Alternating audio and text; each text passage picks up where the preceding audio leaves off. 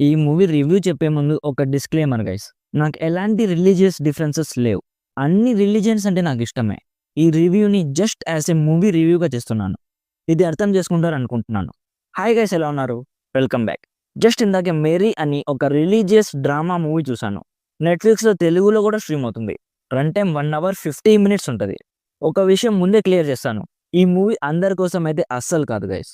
If మీరు Hindus are atheist అయితే ఈ మూవీ మీకు అస్సలు ఎక్కకపోవచ్చు. ఇఫ్ మీరు క్రిస్టియన్స్ ఆర్ ముస్లిమ్స్ అయితే ఈ మూవీ ఎంతవరకు యాక్యురేట్ అనేది మీకే తెలుస్తది.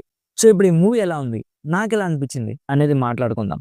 అంతకుముందు మన ఛానల్‌కి కొత్తగా వచ్చుంటే మన రివ్యూస్ అండ్ రికమెండేషన్స్ మీకు నచ్చితే ప్లీజ్ సబ్స్క్రైబ్ చేసి కొంచెం సపోర్ట్ ఇవ్వండి.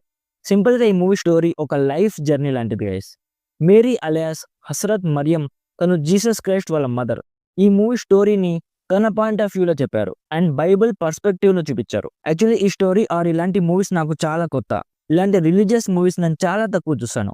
సో ఇప్పుడు ఈ మూవీ నాకెలా అనిపించిందంటే నాకైతే బోరింగ్‌గా అనిపించింది గైస్. ఇఫ్ మీకు Bible or Hazrat Maryam story already తెలుసుంటే మీకు ఇంట్రెస్టింగ్‌గా అనిపించొచ్చు. బట్ నాకైతే బోర్ కొట్టింది. ఎందుకంటే ఇదొక డ్రామా మూవీ గైస్. చాలా వరకు ఫ్లాట్‌గా సాగుతుంది. అండ్ ఇఫ్ మీరు ఎథిస్ట్ అయితే మీకు ఈ స్టోరీ ఇల్లాజికల్‌గా అనిపించొచ్చు. మీరు చూడకపోవడమే మంచిది. ముస్లిమ్స్ అండ్ క్రిస్టియన్స్‌కి ఇంట్రెస్టింగ్ అనిపించొచ్చు. ఎందుకంటే వాళ్ళ రిలీజియన్‌కి సంబంధించిన కొన్ని లైఫ్ లెసన్స్ ఈ మూవీలో ఉంటాయి. ఒక మూవీ పరంగా మాట్లాడాలంటే స్టార్టింగ్ చాలా స్లోగా అనిపించింది. ఒక 45 మినిట్స్ మూవీ కంప్లీట్ అయ్యాక ఎందుకో స్టోరీ కనెక్టివ్‌గా అనిపించలేదు. అంటే స్టోరీ ఒక ప్రాపర్ వేలో వెళ్తున్నట్టు అనిపించలేదు. ఒక 4 సీన్స్‌ని అటాచ్ చేసి పెట్టేసి ఫాస్ట్‌గా ఎండ్ చేశారనిపించింది. నాకైతే ఇంకా మేరీ మాత స్టోరీని ప్రాపర్ వేలో డీటెయిలింగ్‌తో చెప్పాలంటే ఒక 6 ఎపిసోడ్స్ వెబ్ సిరీస్‌లా తీసుంటే ఇంకా బాగుండేది.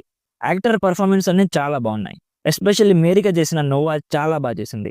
లొకేషన్స్ అండ్ ప్రొడక్షన్ వాల్యూస్ చాలా బాగున్నాయి. మూవీకి ఒక రిచ్ లుక్ తీసుకొచ్చాయి. సో ఓవరాల్‌గా మీకు డిఫరెంట్ రిలీజియన్స్ అండ్ వాళ్ళ బిలీఫ్స్ అండ్ వాళ్ళ పర్స్పెక్టివ్ అండ్ వాళ్ళ వే ఆఫ్ లైఫ్ గురించి తెలుసుకోవాలన్న ఇంట్రెస్ట్ ఉంటే డెఫినెట్లీ ఈ మూవీని ఒకసారి చెక్అవుట్ చేయండి. నా సైడ్ నుంచి రికమెండెడ్ 60%. నెట్‌ఫ్లిక్స్‌లో తెలుగులో స్ట్రీమ్ అవుతుంది. డబ్బింగ్ కూడా చాలా బాగుంది. అడల్ట్ కంటెంట్ ఏం లేదు, ఫ్యామిలీతో చూడొచ్చు. సో ఇది guys Mary movie review. Already ఈ మూవీ మీరు చూసుంటే మీకెలా అనిపించిందో కామెంట్ చేయండి. వీడియో నచ్చితే లైక్ చేసి మన ఛానల్‌ని సబ్స్క్రైబ్ చేసుకోండి. Thank you for watching. Meet you in the next video. By by. జై హింద్.